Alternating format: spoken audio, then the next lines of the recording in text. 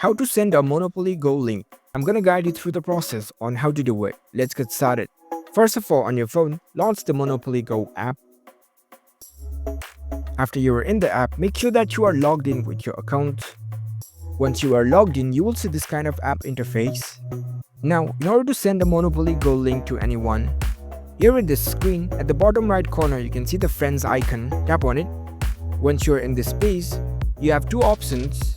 You can either send the friend code or you can send the invitation link to anyone.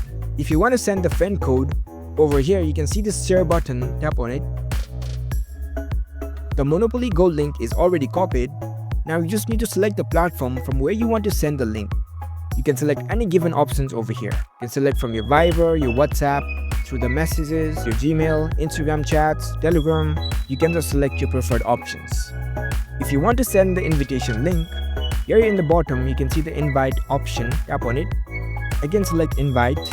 Similarly, the link will be copied again and you can send this link through any social medias given here.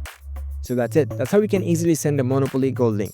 If you found this video helpful, don't forget to give this video a thumbs up and subscribe to our channel for more tech tips. Thank you for watching.